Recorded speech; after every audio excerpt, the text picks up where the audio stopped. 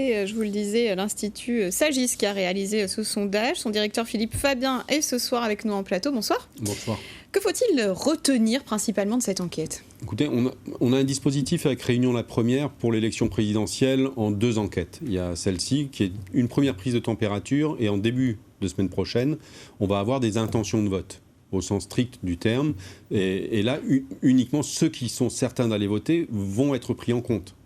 Là, l'enquête, elle montre 2 choses. D'abord qu'il y a un niveau d'intérêt pour l'élection présidentielle qui est plutôt élevé. Si on le compare avec la même question posée au niveau d'intérêt qu'il y avait pour l'élection régionale de l'année dernière, on est quasiment au double de Réunionnais qui se disent très intéressés par l'élection. Et on passe de 41 à 67% de personnes interrogées qui disent être très ou un peu intéressés par l'élection. Donc on a un niveau d'intérêt qui est naturel parce que c'est l'élection qui mobilise le plus avec l'élection municipale. Oui, historiquement, c'est une élection qui intéresse ici. Absolument. Ici, comme dans le reste du pays. Et le deuxième constat, on a voulu mesurer la popularité des 12 candidats auprès de l'ensemble des personnes inscrites sur les listes électorales. Donc parmi elles, certaines n'iront pas voter. Mais l'idée, c'était de voir un petit peu où on en était. Et on voit que Jean-Luc Mélenchon arrive en tête à la fois des bonnes opinions, donc des très bonnes ou des assez bonnes opinions, et en tête des très bonnes opinions, si on ne regarde que cela.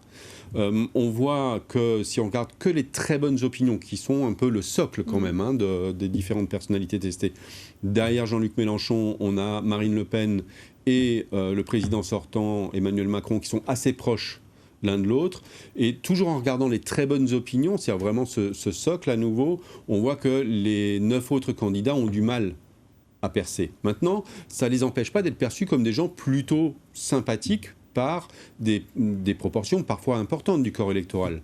Mais là encore, si on regarde le total de très bonnes ou d'assez bonnes opinions, il y a une seule personnalité qui fait mieux que 50%, c'est Jean-Luc Mélenchon. Derrière, on a Yannick Jadot, probablement plus pour les idées que pour le candidat lui-même.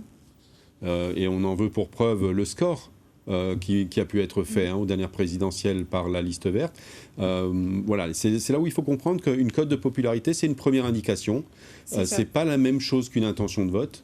Et on a des personnalités célèbres en France qui ont eu toute leur carrière politique des très très belles cotes de popularité. Simone Veil en faisait partie, sans réussir à toujours transformer ça dans les urnes. C'est ça ne veut pas dire ces bonnes opinions qu'effectivement dans les urnes au premier tour, elles vont se traduire de la même façon. C'est ça la différence. C'est une condition entre les nécessaire. On ne gagne pas en ayant une mauvaise cote de popularité, mais c'est une condition qui n'est pas suffisante. Il faut d'autres ingrédients, si je puis dire, pour qu'on trouve un score important dans les urnes. Mais on aura très bientôt aussi un sondage sur les intentions de vote. Alors les intentions de vote, les principales préoccupations des Réunionnais en début de semaine qui vient, oui. Merci beaucoup Philippe Fabien pour toutes ces précisions ce soir.